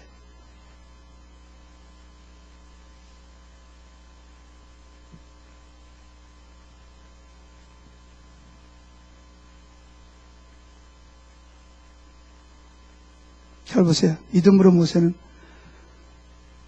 세번역 성경으로는 어른이 되었을 때, 어릴 땐 잘 몰랐어요. 어른이 될 때 바로 왕의 공주의 아들이라 불리기를 거절하였습니다. 오히려 그는 잠시 죄의 향락을 누리는 것보다 하나님의 백성과 함께 학대받는, 보세요. 정확하게 말하면 학대받는 길을 택하였습니다. 모세는 그리스도를 위하여 받는 모욕을 이집트의 재물보다 더 값진 것으로 여겼는데 그 이유는 장차 받을 상을 내다보고 있었던 것입니다. 그 상은 바로 하나님 자신입니다. 이게 모세를 변화시킨 겁니다. 이것이 성경에 나오는 바울을 변화시킨 사실이고 스데반을 변화시킨 사실이고 12명의 제자들을 변화시킨 사실입니다. 두 번째, 그게 두 번째. 하나님은 하나님을 사랑하듯이 우리를 사랑하신다라고 계속 말하고 있어요. 제가 이걸 왜 자꾸 귀가 따갑도록 이야기를 하는지 아세요? 여러분 속에 있는 가치관을 좀 옛날 걸 뜯어내고 새로운 걸 좀 집어넣고 싶어서 그래요. 이게 안 집어넣으면 제가 하는 설교가 여러분에게 이해가 안 됩니다. 왜 옛날 것이, 사람은 무슨 포도주가 좋다? 새 포도주보다 무슨 포도주가 좋다? 새 포도주가 좋다고 생각하고 점점 헌 포도주를 더 즐겨하기 때문에 헌 포도주를 빼내야 새 포도주를 집어넣을 수가 있는 거예요.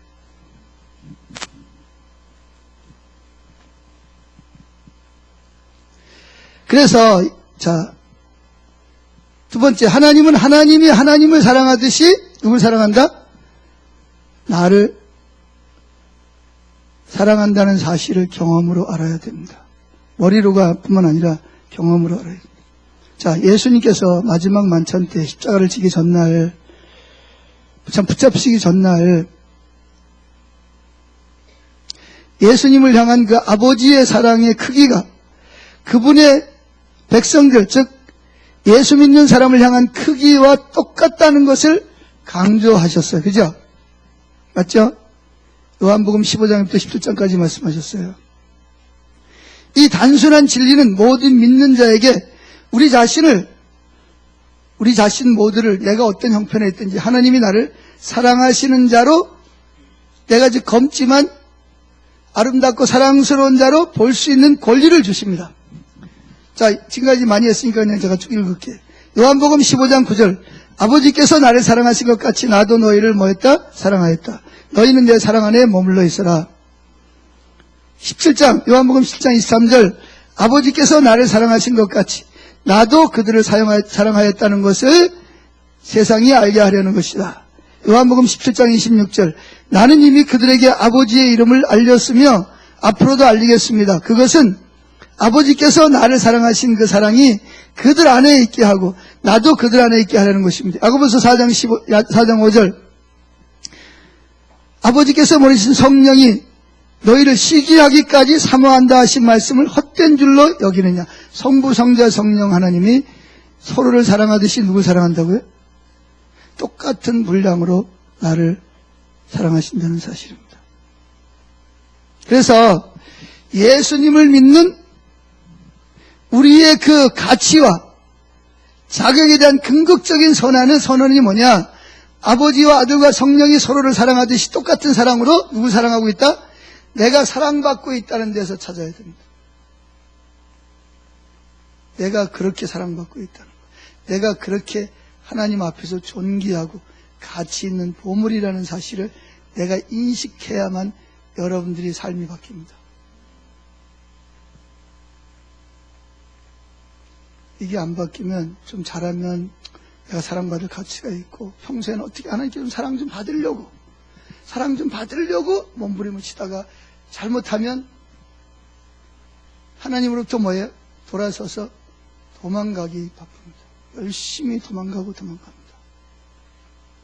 그럼 도망갈수록 마음이 뭐예요? 더 허전해지고 더 뭐예요? 죄의 유혹에 노출되고 쉽게 죄의 유혹에 빠지고 쉽게 죄에 넘어지게 돼 있어요. 왜? 하나님 멀리 가면 갈수록 마음이 배고프니까. 배고플 때는요, 빵 쪼가리 하나만 줘도 오케이 하거든요. 배부른 사람에게는요, 빵 쪼가리 가지고 안 돼요. 그죠? 그래요, 안 그래요? 맛있는 거 많이 먹었는데, 요거 하면 짜장면 사주지. 나 지금 뭐 먹고 왔어요?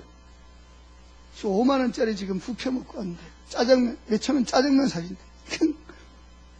웃기는 소리 하는 거예요.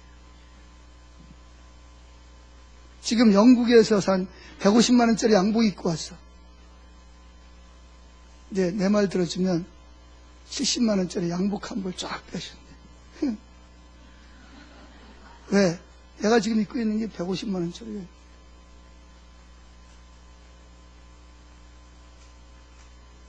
그러니까 죄를 짓고 하나님부터 도망가면 도망갈수록 죄질 기회가 더 늘어나고 더 쉽게 유혹에 빠져서 결국은 헤어나지 못합니다. 이게 사단의 유혹 결과입니다. 근데 사람들은 자기가 죄 짓고 도망가는 것이 신앙생활 잘하는 것이라고 생각합니다.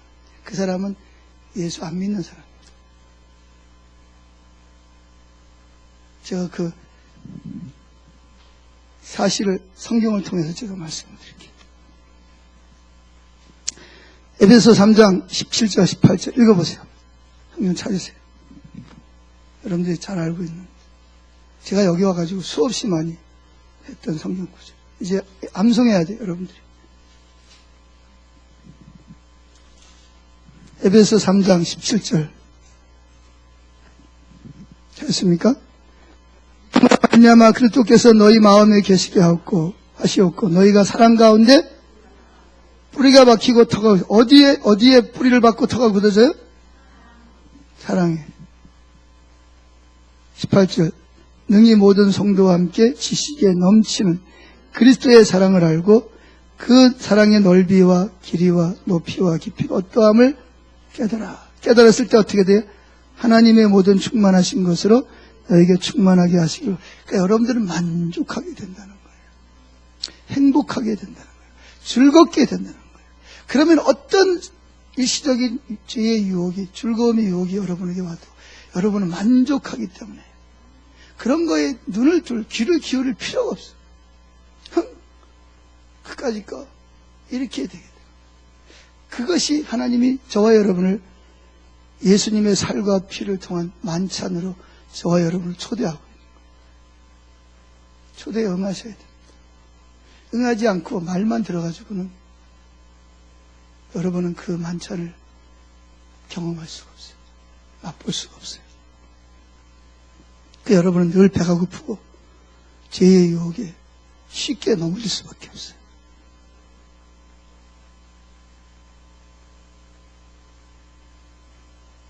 아버지께서 예수님을 사랑하는 그 사랑이 바로 예수님이 우리에 대해서 나를 어떻게 느끼고 있는지, 그분이 나를 어떻게 느끼고 있는지를 말씀해 주는 거예요.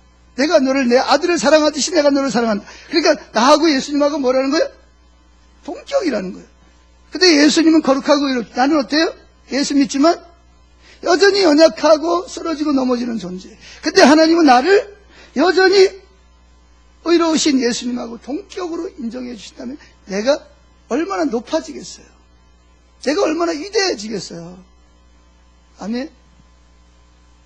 내가 얼마나 위대한지를 아는데 굳이 내가 뭐예요?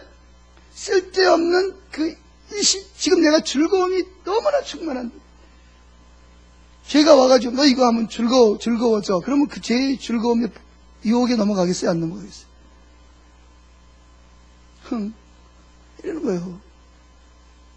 근데 이게 이렇게 높아진 줄 모르고 저 아래에 있는 줄 아니까 늘 배가 고파, 늘 불만족스러워, 늘 뭔가 허전해, 뭔가 따분해. 그러니까 와가지고 탁 던지면 바로 물어버리는 거예요. 물어버리면 또 죄책감 느끼니까 또 도망가니까 더 낚싯밥이 더 많아, 더 잘 넘어지는 거예요. 더 끄집없이 거기서 헤매는 거예요. 예수 믿는다고 하면서, 신앙생활 한다고 하면서. 그 삶이 얼마나 곤고하고 얼마나 괴로운지 몰라. 그러면서 한 번도 주님이 누리는 그 즐거움을, 그 기쁨을 맛본 적이 없어. 경험한 적이 없어.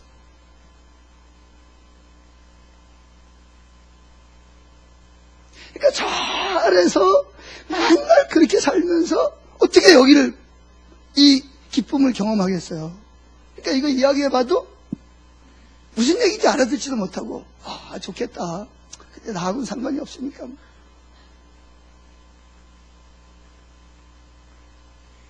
사람들은 자꾸 협박을 하지. 당신 그렇게 하면 이렇게 될 거야. 나도 그거 알아. 그렇게 되면 내가 그렇게 된다는 거. 근데 문제는 그걸 뭐예요? 그 죄가 주는 유혹을, 더 큰 즐거움을 경험해 본 적이 없으니까. 그게 썩은 고기가 전부 나의 전부란 말이에요. 그러니까 그 티켓을, 몇천만 원짜리 티켓을 줘도 이게 뭔지를 모르는 거예요. 그냥 손발에도 그냥 집어넣고 사는 거지.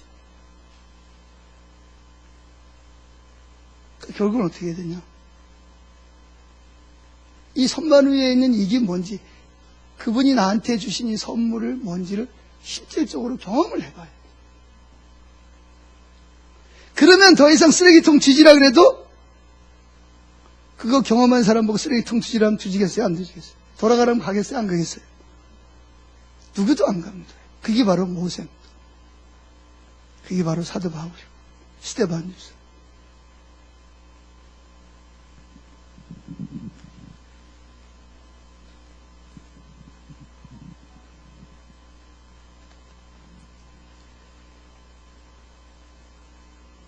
안타깝게도 아버지께서 그 아들을 사랑하는 사랑으로 그 광대한 그 사랑으로 나를 사랑한다. 내가 그렇게 사랑받고 있다는 그 하나님으로 충만한 그 광대한 의미를 한번 생각해 보세요.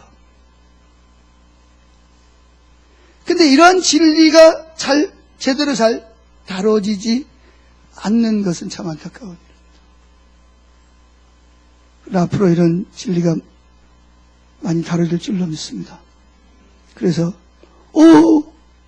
나를 향한 하나님의 그 사랑, 태평양보다도 넓고 하늘보다 높은 그 사랑이 나에게 지금 내가 그렇게 사랑받고 있구나. 그래서 그 사랑의 넓이와 그 높이와 길이와 깊이가 어떠한지를 내가 지금 그렇게 사랑을 받고 있구나. 그것이 여러분에게 비춰지면, 즉 하나님으로 충만하게 되면 일시적으로 주는 죄의 즐거움이 우리를 유혹할 때, 이게 뭐예요?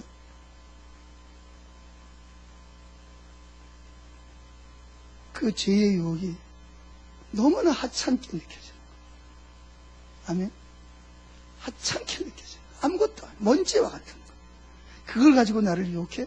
날 유혹하려면 좀 더 큰 거 가지고 와.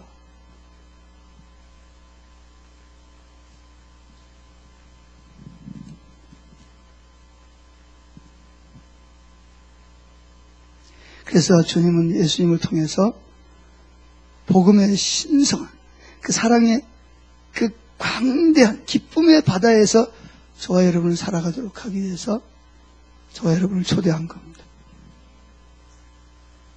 우리가 하나님께서 아들 예수님을 사랑하는 방식으로 우리가 하나님의 사랑을 똑같이 받고 있다는 것을 여러분들이 경험한다면 하나님을 사랑하는 것 안에서 우리 또한 하나님을 사랑하는 즐거움을 경험하게 될 것입니다. 자, 이제 예수님께서 예수님이 저희들이 참 신실했잖아요. 그죠? 왜?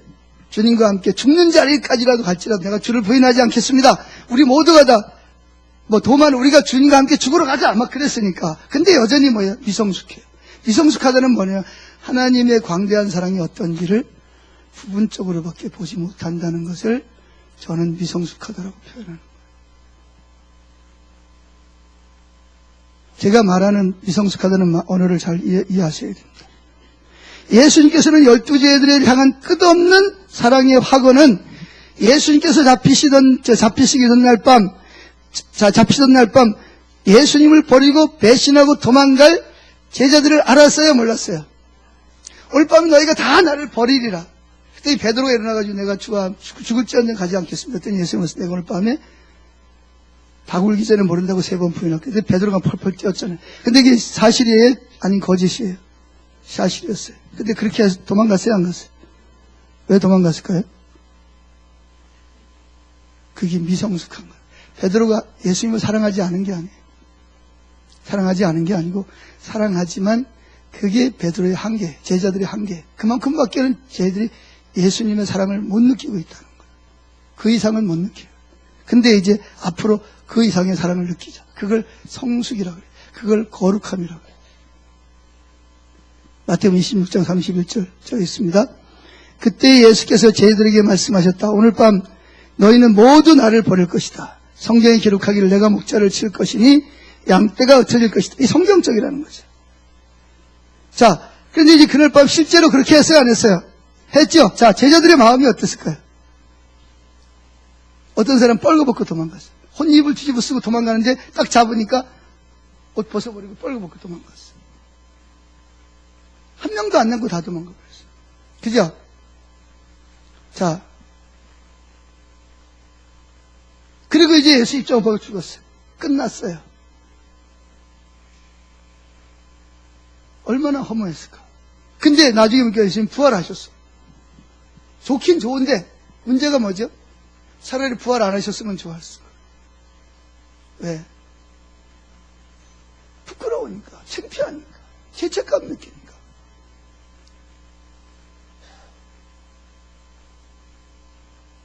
자, 잘 보세요. 그럼 주님은 베드로와 제자들이 그런 짓 할 걸 모르고 그들을 사랑하셨나요? 그럼 지금은 예수님은 그들을 사랑하나요? 안 하나요? 그건 알면서 주님이 여러분을 지금도 사랑한다는 사실을 모르세요. 성경은 진실로 믿으면서 그분이 나를 그렇게 사랑한다는 사실을 안 믿냐고요. 우리도 베드로와 제자들처럼 그렇게 할 때가 있어요, 없어요? 있죠. 그럼 우리는 어떤 감정을 갖나요? 죄책감, 정죄감, 거절감, 수치심. 그래서 뭐예요? 주님 품으로 달려가요? 도망가요? 달려가요? 도망가요? 달려가야 되는데 도망가면 갈수록 뭐가 더 나를 기다리고 있어요? 수많은 썩은 고기가 죄의 유혹이 나를 더 기다려요. 쉽게 더 넘어질 수밖에 없어요. 주님은 그걸 하셔요.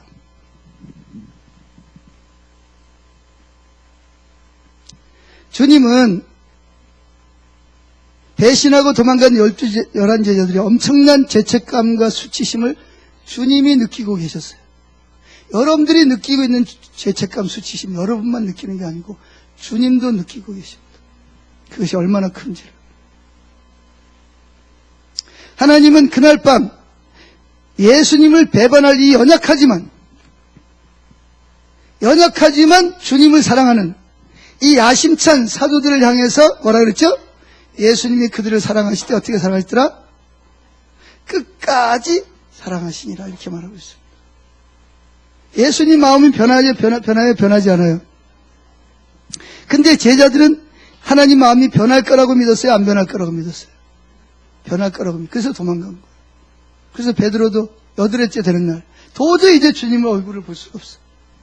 그러니까 뭐 하러 간다? 고기 잡으러. 여러분 우리처럼 휴가 즐기러 간 게 아니요. 돈이 없어서 고기 잡으러 간 게 아니고 자기는 자격이 없다고 생각하는 거예요. 나는 자격이 없다. 나 같은 게 무슨 죄잖아. 이런 일에도 내가 실패하는데 앞으로 이런 일이 또 닥칠 때 내가 어떻게 감당하냐. 그러니까 나는 2등 신자로 살아가겠다는 거예요. 많은 성도들이 그렇게 생활하고 있어요. 그리고 그걸 당연시하게 받아들이고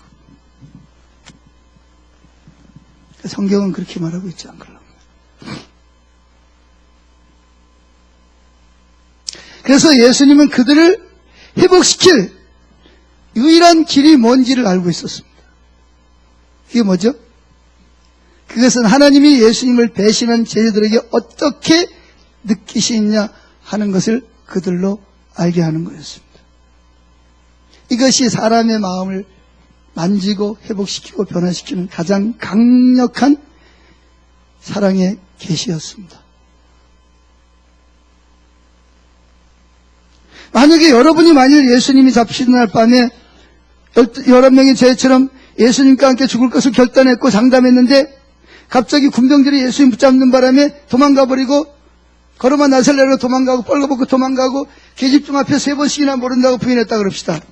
그럼 여러분이 자신을 어떻게 볼까요? 이 미친놈아, 이 어리석은 놈아, 너는 안 돼, 넌 틀렸어. 그러겠어요, 안 그러겠어요? 그리고 마치 그렇게 해야 내가 뭔가 이렇게 날 막 해야 그래도 주님이 나를 조금이라도 불쌍히 여길 것 같아. 내가 막 주님께 막 달려가면 뭔가 체면 없는 것 같고 양심 없는 인간으로 주님 나를 볼 것 같아. 그래서 뭔가 내가 나를 막 쥐어뜯고 나를 막 저주하고 비난해야 뭔가 그래도 조금 내가 양심이 있는 자처럼 보여. 이게 어디서 나온 거예요? 예? 그게 어디서 나온 거예요? 성경에서 나온 거예요? 이게 자기중심적이라는 거죠. 자기중심이 좀 무서운 거예요. 그래서 예수님은 11제자들이 경험하게 될 죄책감과 좌절, 유혹, 환멸, 핍박과 앞으로 예수님께 헌신해서 오는 압력 가운데서도 하나님의 사랑을 느끼고 하나님을 사랑할 수 있도록 12제자를 준비시키기 위해서 하나님의 사랑을 그들에게 미리 잡히시기 전에 요한복음 15장, 16장, 17장에서 계속해서 그 사랑을 계시해 주신 거예요. 계시해 주시고 또 계시해 주시고 또 계시해 주시고 계속 그 사랑을 계시해 주신 거예요.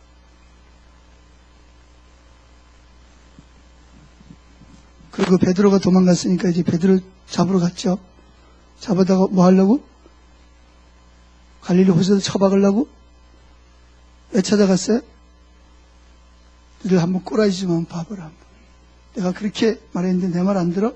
거꾸로 다 그냥 다 호수에서 처박아. 그러고 갔어요? 뭐 하러 갔어요? 회복시키러 갔어요. 그게 누구의 사랑이에요? 그게 하나님의 사랑. 오해하지 마세요. 여기에 중요한 것은 11명의 제자들은 연약하지만 누굴 사랑했다? 예수님을 사랑하는 마음이 있었다는 거예요. 이게 포인트라는 거죠. 주님은 그걸 보시는 거예요. 네가 연약하지만 따라합시다. 연약한 사랑도 사랑이다. 연약한 사랑은 사랑이 아닌가요? 여러분이 보기에 사랑이 아닐지 몰라도 하나님은 그 콩알만한 겨자씨만한 사랑만 있어도 그것 때문에 기뻐하시고 즐거워하시고 여러분을 아름답다고 하시는 분입니다. 이게 하나님의 사랑입니다. 근데 우리는 하나님을 누구의 가치관을 가지고 있냐면 내가 가지고 있는 가치관으로 하나님을 자꾸 보려고 그러는 거예요. 자꾸 하나님을 생각해요. 이게 왜냐하면 그렇게 지금까지 배웠어요. 성경 공부를 통해서 설교를 통해서 그렇게 배웠기 때문에 그게 머릿속에 꽉 처박혀 있는 거예요. 이게 잘 안 깨져요. 그래서 전에 제가 우리 교회에서 떠나는 분들을 왜 나한테 세례받고 나한테 설교 듣고 나한테 식구만데 왜 가려고 그러냐 그랬더니 목사님이 지금까지 그렇게 가르쳐 놓고 이제 와가지고 잘못됐다고 그러니까 제가 할 말이 없더라고요. 누가 지금까지 가르쳤다? 내가 그렇게 가르쳤다. 나를 정면에 두고 목사님 지금까지는 우리 그렇게 가르치지 않았냐고. 그렇고 이제 와가지고 잘못했다고 우리한테 사과하고 잘못된 길로 가자 그러면 어떡하냐고. 그러니까 당신이 뭔가 잘못된 거라는 거지. 내가 뭔가 이단에 빠졌다는 거야. 그러니까 우린 이단에 빠진 당신하고 같이 있을 수 없다는 거야. 저도 할 말이 없어요. 내가 그렇게 가르쳤으니까.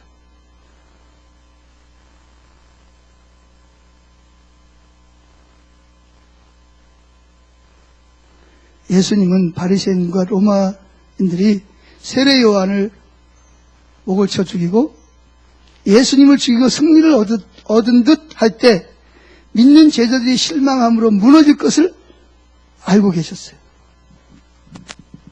자기들이 앞으로 삶이 끝났다는 것도 절망할 것도 주님은 다 알고 계셨어요. 그러나 사도행전과 서신서에 기록된 제자들의 사역을 보면 그들은 예수님을 사랑을 알고 그분을 사랑하는 사랑병에 걸렸기 때문에 어떤 핍박과 환난과 고난이 와도 타협하지 않았어요. 그들을 이기게 한 게 뭐라고 생각하세요? 모세가 바로 왕의 공주의 아들인 것을 포기할 수 있었던 것이 뭐예요? 예수님의 제자들이 그런 핍박과 환난과 고난을 이겨낼 수 있었던 능력이 뭐라고 생각하세요? 그런 과정을 통해서 뭘 깨달았어요? 내가 여전히 예수님을 모른다고 부인했음에도 불구하고 나는 여전히 아버지가 아들을 사랑하듯이 나는 여전히 사랑받고 있구나. 나는 저 밑창에 있는 사람이 아니라 예수님과 동등하게 사랑받고 있구나.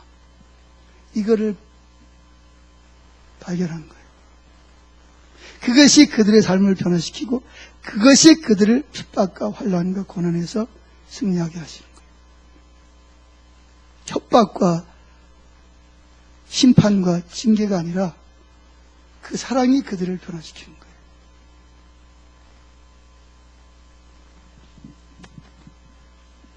한번 보실래요? 고린도후서 11장 23절을 보세요. 고린도후서 바울이 이제 나의 약함을 자랑하노라 그러면서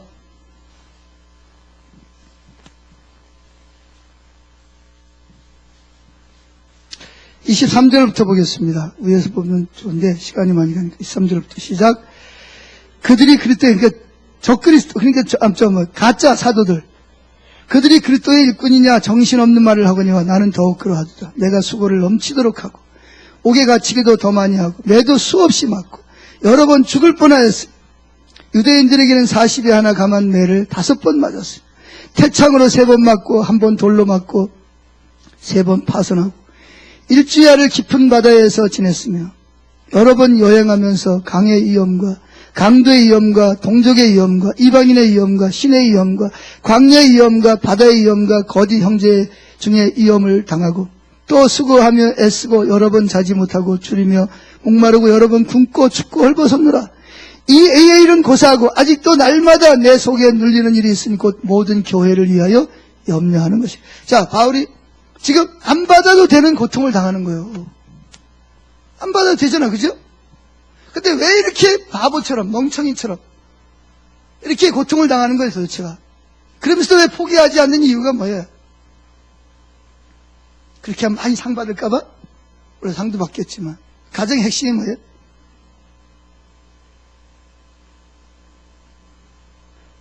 따라합시다. 그리스도의 사랑이 나를 강권하시는도다. 나를 붙잡고 있는 게 누구라고요? 다른 게 아니에요. 형벌도 아니고 심판도 아니고 상급도 아니고 뭐예요? 사랑이 나를 붙잡고 있는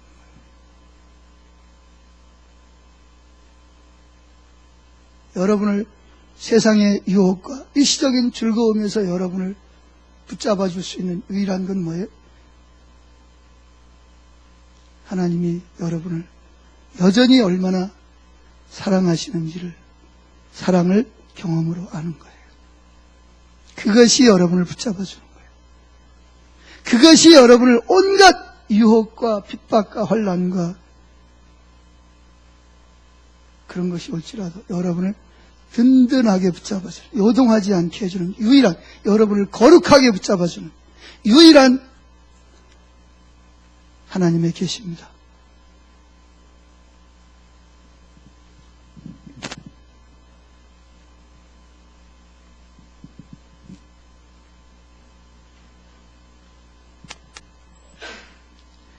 우리는 하나님을 즐거워함으로써 고난과 유혹의 싸움에서 이깁니다.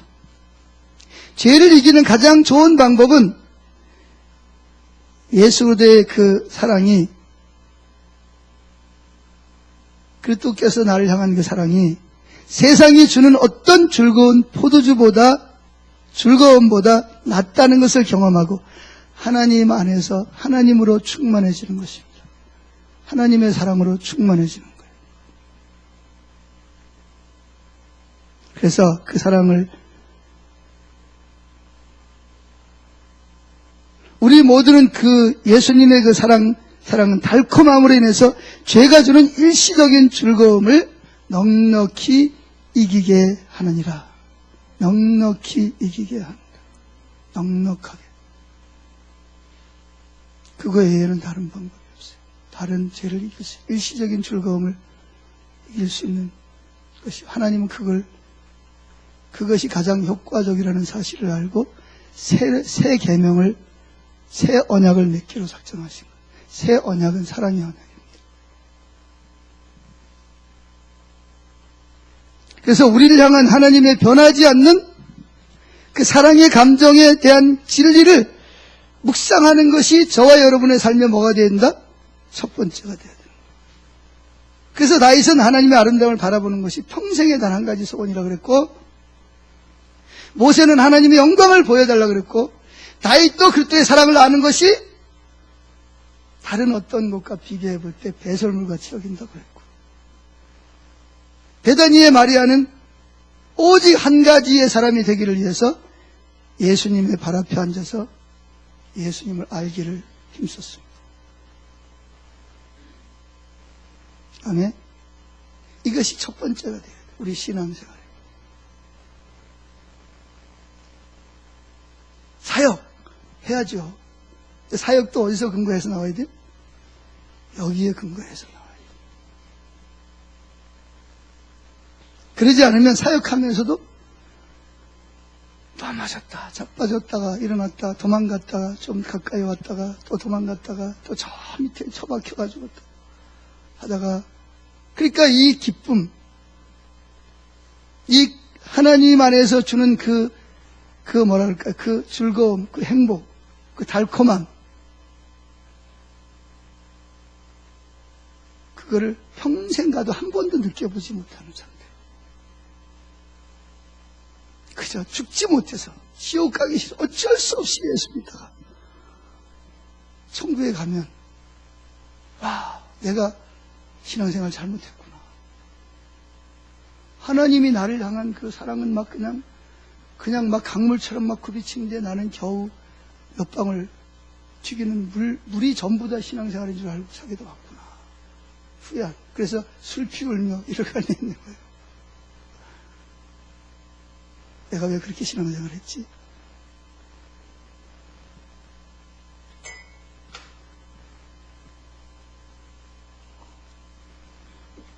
아, 물이 되게 다네 또. 고맙습니다. 달콤해가지고. 죄를 이기는 가장 좋은 방법이 뭐라고요?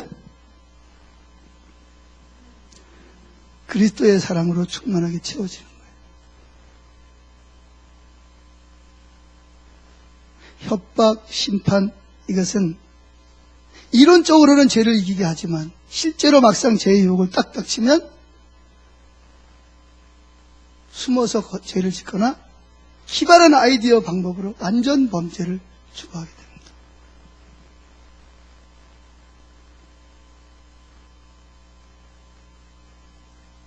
그래서 모세처럼 죄가 주는 일시적인 즐거움을, 그걸 뭐라 그러냐, 죄라고 표현하고 있어요. 죄라고 표현. 모세는 그걸 딱 알았어요. 이게 죄로구나. 죄가 주는 즐거움이로구나.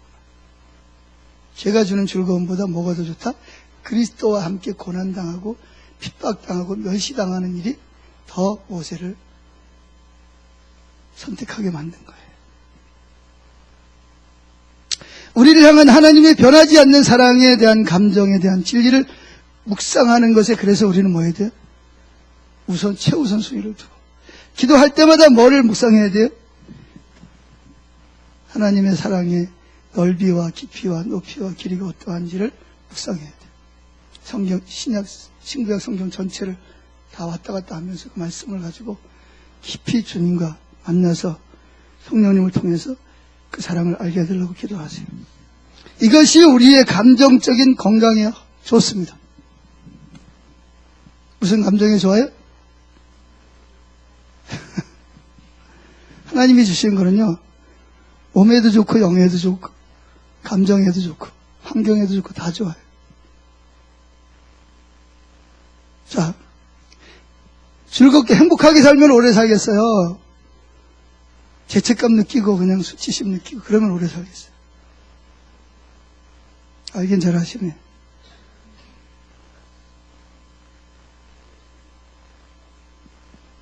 제가 여러분에게 드린 말씀을 여러분들이 잘 이해한다면 뭐에 좋다고요? 감정적인 건강에 의사가 주는 어떤 보약보다도 좋은 보약이 될 수 있습니다. 제가 지금 여러분에게 10첩 보약을 지어드리는 거예요. 이걸 잘 다려 잡수시면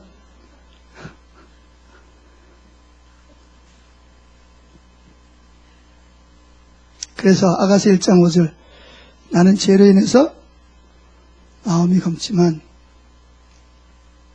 뭐라고요? 얼마나 검어요? 게델의 장막처럼 검지만 얼마나 아름다워요? 솔로몬이 쳐놓은, 법궤 주변에 쳐놓은 시장처럼 그렇게 하나님 가까이 갈 수 있는 자격이 있는 그렇게 아름다운 사람이다 라고 뭐예요? 고백해야 됩니다. 그래서 베드로처럼 도망가지 말고 죄를 짓더라도 뭐 해라? 하나님, 제가 그렇습니다. 인정해야죠. 그죠? 내가 원래 그런 인간이니까. 제가 원래 그런 인간입니다. 따라합시다. 그럼에도 불구하고 저는 4가지 이유 때문에 하나님의 눈에 아름답고 사랑스럽습니다. 그러면서 어디로 와요? 주님 품으로 달려와야 돼요. 그래서 탕자가 돌아오는 비유도 있고, 그렇죠? 잃어버린 드라크마를 찾는 비유도 있고, 맞죠? 잃어버린 양 한 마리의 비유도 있고, 이게 다 무슨 비유예요? 예? 이게 다 무슨 비유예요? 주님이 차려놓은 잔치상으로 오라는 거예요. 그렇다고 해서 우리가 마음대로 방종하고 살아도 된다. 하나님은 죄를 지어도 괜찮아. 그렇게 말하는 건 아니에요. 아멘. 하나님은 죄에 대해서는 철저하게 싫어하십니다. 제 말을 잘못 오해하면 안 됩니다. 그렇다고 마음대로 살아도 된다. 그런 이야기는 아니에요. 그리고 이 사랑을 알면 실제로 마음대로 살 수도 오히려 없어요. 이 사랑을 진짜 아는 사람은 그렇게 살 수가 없어요. 그런 유혹을 넘어가는 것이 안 넘어가는 것보다 더 힘들어요. 우리가 죄에 넘어가는 건 이 사랑을 모르기 때문에, 내가 누군지를 모르기 때문에, 하나님이 누군지를 모르기 때문에 쉽게 넘어가는 거죠. 우리가 하나님의 특히 연약한 가운데 있는 나에 대해서 하나님이 어떻게 느끼시는지를 이해할 때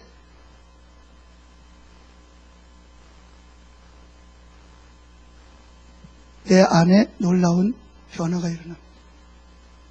내가 연약해서 실수하고 넘어질 때도 그분이 나에 대해서 어떤 감정을 가지고 있는지를 알 때, 경험으로 알 때 여러분의 삶에는 놀라운 엄청난 감정적으로, 영적으로, 환경적으로, 실제적으로 엄청난 에너지가 분출이 됩니다.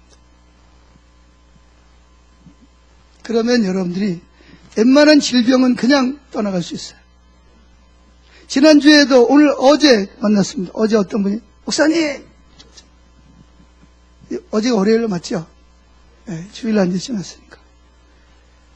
목사님! 그래서, 기쁜 소식이 있어요. 그분이 절대로 잘 안 그러는 성질. 항상, 이러고 다니는 사람인데. 기쁜 소식이 있어요. 그래서, 뭔데요? 기쁜 소식이 있어요. 그러면서 얼굴이 막 그냥 발덩어리가 돼가지고 그냥 하나님이 하셨어요. 그래서 뭘 하셨는데요? 내 안면 근육이 치유가 됐어요. 이분이 안면이 굳어가지고 밥을 먹으면 이게 이렇게 움직여야 되잖아요. 그죠? 그러니까 이게 안면이 위에는 그냥 있고 밑에만 움직이니까 이게 이 밥알이 막 흘러나오고, 그러니까 입은 움직이는데 이 근육이 움직이질 않는 거예요. 너무 많이 힘들어하는. 근데 그게 치유됐다.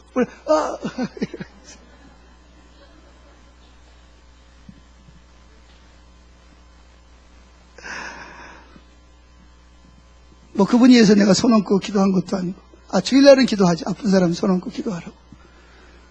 너무 좋아가지고 막 그냥 신나가지고 막 얼굴이 막 달덩어리가 돼가지고 얼마나 괴로웠겠어요. 밥 먹을 때도 사람들 눈치 봐가면서 막 이래가면서 막 밥을 먹는 거. 근데 이게 정상으로 돌아왔다는 거예요. 할렐루야. 이게 그렇게 약을 많이 먹고 뭐 병원에 다니고 뭐 해도 이게 안 들어오는 거예요. 근데 그냥 주일 하루 동안에 언제 왔는지 모르지만 하여튼 하루에 그냥 이게 확 돌아와 버렸어요. 할렐루야. 예, 그래서 이러한 그 사랑의 계시는 우리가 죄로 인해서 죄를 지었을 때, 실수하고 넘어졌을 때 하나님으로부터 도망가는 대신 회개하고 누구에게로? 하나님의 품으로 달려가게 만들어줍니다. 우리에게 좀 더 확신을 갖고 우리의 마음의 영을 열어서, 그래서 우리를 영적으로, 정신적으로, 감정적으로, 육체적으로 강건하게 만들어줍니다. 많은 신실한 신자들이 정죄감, 있는 마음 혹은 닫혀진 영으로 하나님 앞에 나오기 때문에 예배도 재미도 없고 설교도 별로 재미도 없고 하나님 관계도 잘 안 되고 그래요. 그래서 제 이야기를 듣고 좀 더 이분에 대해서 내가 좀 더 알고 싶다 그러면 책을 한 권 소개해요. 이렇게. 예수님을 향한 열정이라는 책이 있어요. 무슨 책? 이게 마이클 피클이 쓴 책인데 예수님을 향한 열정이라는 책에서 거기서 이렇게 말합니다. 종종 누군가 저에게 우리가 어떻게 예수님을 향해 보다 더 열정, 즉 사랑하는 마음을 가질 수 있습니까? 라고 질문합니다. 우리 마음 가운데 하나님의 성령이 역사하여 하나님의 사랑을 경험으로 알고 받은 사랑으로 그분을 사랑하게 한다면 가능한 것입니다. 그분이 먼저 당신을 사랑으로 추구하고 즐거워하는 것을 이해하기 때문에 우리는 그분의 사랑을 즐거워하고 추구합니다. 그러니까 그분이 나를 열렬히 사랑하고 추구하고 사모하는 걸 알면 나도 그분을 열렬히 사랑하고 추구하고 사모하게 된다. 아멘. 그러면 우리는 뭐한다? 세상이 주는 죄가 주는 어떤 즐거움보다 모세처럼 그런 즐거움이 뭐다? 비교할 수 없을 만큼 하찮은 것으로 여겨질 수밖에 없게 된다는 것입니다. 아멘. 여러분 행복하시기를 축복합니다. 찬양하겠습니다.